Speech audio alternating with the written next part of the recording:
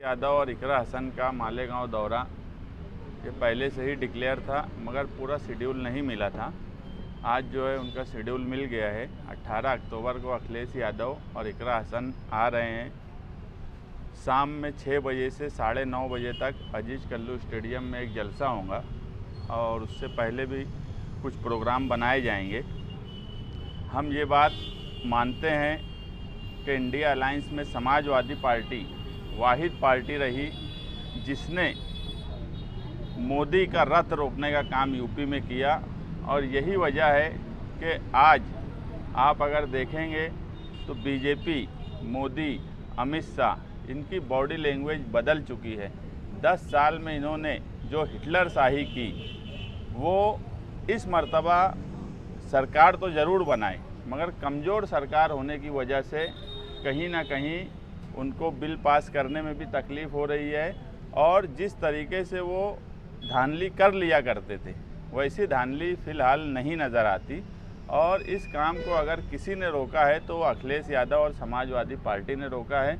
इसलिए हम चाहते हैं कि वो मालेगांव शहर में पहली बार आ रहे हैं। महाराष्ट्र के दौरे पर जीत कर आने के बाद महाराष्ट्र में पहली बार सियासी दौरे पर आ रहे हैं, वो भी मालेगांव शहर में।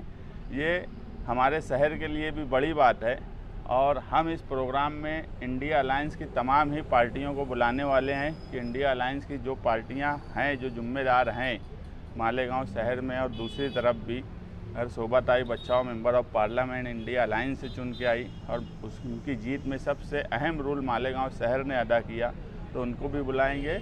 और उद्धव बाला साहेब ठाकरे, कांग्रेस, राष्ट्रवादी और भी जो दूसरी छोटी पार्टियां हैं, कम्युनिस्ट पार्टी, दूसरी भी पार्टियां, हम इस प्रोग्राम में सबको बुलाने वाले हैं।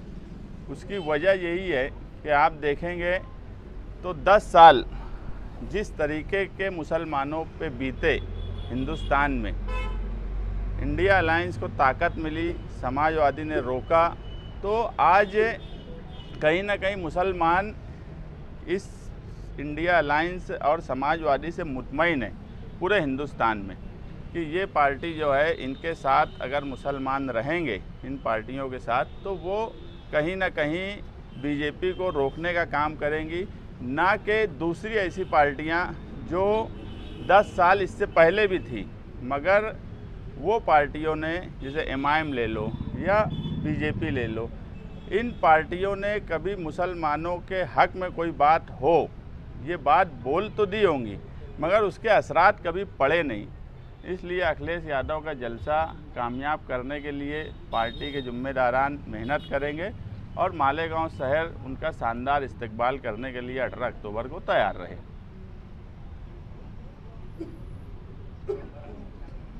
तो शेड्यूल क्या है? जैसे कब आएंगे, नासिक आएंगे, मालेगांव कब आएंगे, कोई इस्तकबाल होगा, फिर डायरेक्ट जलसा होगा?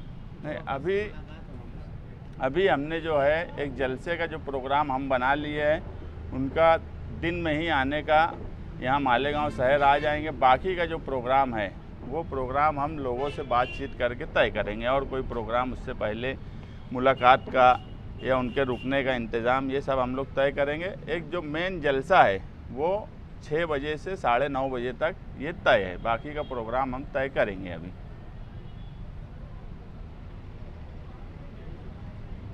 मंदिर में थाली लेके जा रही है, उसका कुछ असर? मतलब मालेगांव अपना मजहबी शहर है, यहाँ सियासत में भी मजहब का असर नुमाया नज़र आता है। देखो, हर सियासी पार्टी में रहने वाले सेकुलर लोग अगर कोई पार्टी में हैं, उनके हलके में क्या पोजीशन है वो हिसाब से वो लोग कामकाज करते। अगर ये एक वीडियो आ रहा है तो आप अगर देखेंगे तो इकरा हसन के एहतजाज और इकरा हसन के बोलने पर ही वो साधु को अरेस्ट किया गया। ये भी बात बिल्कुल बराबर है कि सबसे पहले अगर ऑब्जेक्शन किसी ने यूपी में लिया तो इकरा हसन ने ली। तो सियासी तौर पे उनको कामकाज करने के लिए कुछ चीज़ें अगर करना पड़ती है तो वो ठीक है, वो उनके हिसाब से। ये कि इकरा हसन जहाँ से चुनकर आई वो कॉन्स्टिट्यूएंसी में मेरे ख्याल से 20-22% अक़लियत होगी, बाकी सब जो है मेजॉरिटी थी, और मेजॉरिटी ने अपना दिल बड़ा करके समाजवादी पार्टी से एक मुस्लिम नुमाइंदे को चुनकर दिया। तो ये है कि भाई नुमाइंदे के कोई मज़हब नहीं होता, नुमाइंदा सेकुलर होता है। वो उन्होंने जो किया, इससे पहले भी वो आने वाले थे मालेगांव, आपने किस तरह से तैयारी कर रहे थे, लेकिन वक्त पर वो कैंसिल हुई।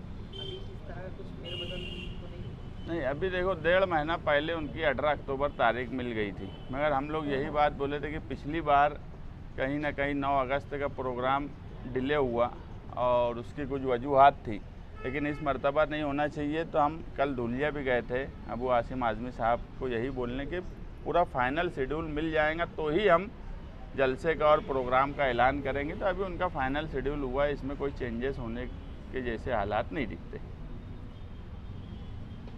वो से बातचीत करेंगे, हम एक कमेटी बनाएंगे जो शहर में दीनी समाजी तंजीमों से मिलेंगी और उसके बाद हम उनके पास मुतालबा रखेंगे।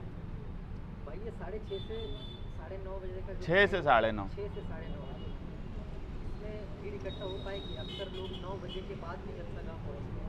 हम कर लेंगे। नहीं शाम में मुस्तकीम भाई, आपने अभी कहा कि इकरा हसन जो भी करती है हिकमत अमली नहीं बोला मैं, हिकमत अमली नहीं बोला। बोला। उनकी वहाँ क्या पोजीशन है और वो उनको क्या सियासी मामला है वो समझ सकती। अगर जो है मकामी की असम्बली अपने हल्के को देख कर जमीयत से या मंत्री से कुछ करते हैं तो उस पर आपको एतराज़ क्यों?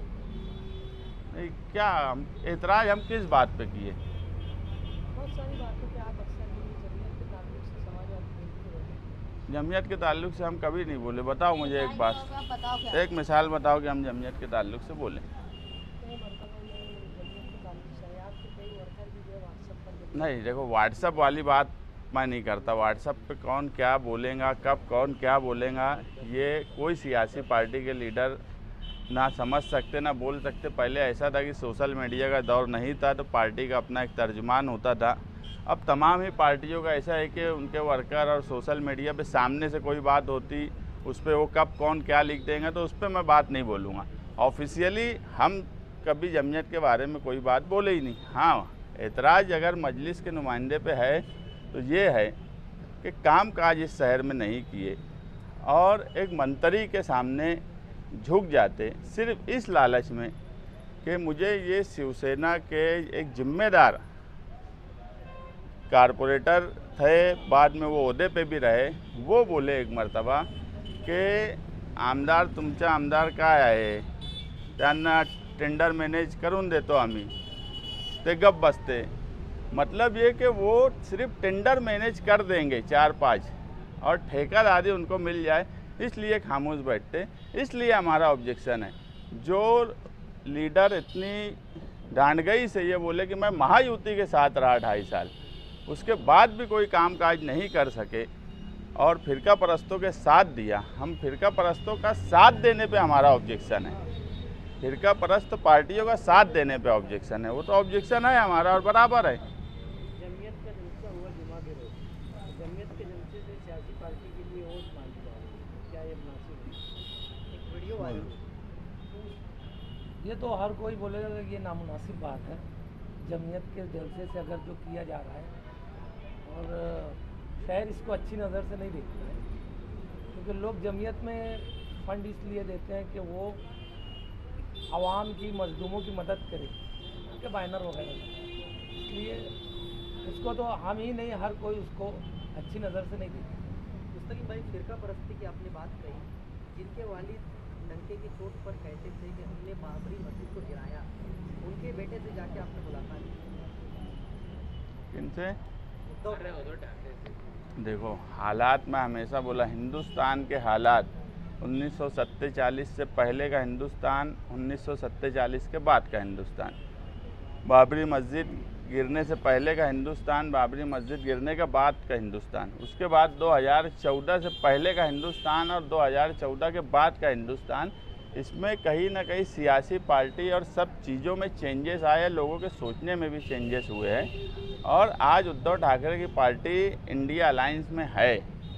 और जो लोग ये बात बोलते हैं कि बाबरी मस्जिद गिराए, तो उसमें बाबरी मस्जिद गिराने की बात पे सबसे ज़्यादा ऑब्जेक्शन अगर किसी ने लिया तो वो मालेगांव शहर ने ही लिया है और निहाल साहब ने लिया और उनके लोगों ने लिया, ये भी सब जानते हैं। लेकिन मैं बोला कि 14 से पहले और 14 के बाद में सियासी बदलाव हुआ है, तो उस सियासी बदलाव के हिसाब से कभी कभी कुछ चीज़ें चेंज होती है। मतलब अभी वो फिरका परस्त नहीं, फिरका परस्त नहीं है। आज आज कोई ताकत कमजोर होती है फिरका बीजेपी को छोड़े, तो उनका साथ देना चाहिए बीजेपी को कमजोर करने के लिए। आज हमारा अव्वल मकसद है कि बीजेपी कैसे भी कमज़ोर हो। आप लोग इंसाफ यात्रा लेकर घूम रहे हैं, तो क्या आपको रिस्पॉन्स? देखो, इंसाफ यात्रा जब निकालने का हम जिम्मेदार लोग तय किए तो मुझे भी ये उम्मीद नहीं थी कि शहर में इतना वालहाना इस्तकबाल इंसाफ यात्रा का होगा। हम जब लोगों के घरों तक पहुंच रहे हैं, उनके एरिए में जा रहे हैं और जिस हिसाब से हमारा इस्तकबाल हो रहा है, तो एक बात हमको लग रही है कि ये शहर चेंजेस चाहता है, बदलाव चाहता है। ये साबिक एमएलए और मौजूदा एमएलए 25 साल से इस शहर में दोनों अब एक दूसरे पे इल्ज़ाम लगाते, वो बोलते वो काम नहीं किए, वो बोलते वो काम नहीं किए। ये एक बात तो दोनों तस्लीम कर लिए कि काम नहीं किए, और काम नहीं करने का नतीजा ही ये शहर है कि आज भी 70% सड़कें मालेगांव शहर की ख़राब है, 60% गटर जो है वो ओवरफ्लो है। तो ये सब लोग कहीं ना कहीं जो बुनियादी सहूलत है, लोग आज बड़ी बड़ी चीज़ें सोच नहीं पाए कि कॉलेज, रोज़गार, तो ये कहीं ना कहीं बदलाव की तरफ शहर जा रहा है और बदलाव का ऑप्शन उनको शान हिंद के अंदर दिख रहा है कि यही है जो इस शहर में बदलाव लाएंगी। इसलिए हमको बहुत अच्छा उसका रिस्पांस मिल रहा है और ये यात्रा अभी हम 2 दिन और चलाएंगे, क्योंकि अब जलसे का हमारा फाइनल ऐलान हो गया है। तो 2 दिन यात्रा चलाने के बाद हम जलसे की तैयारी में लग जाएंगे।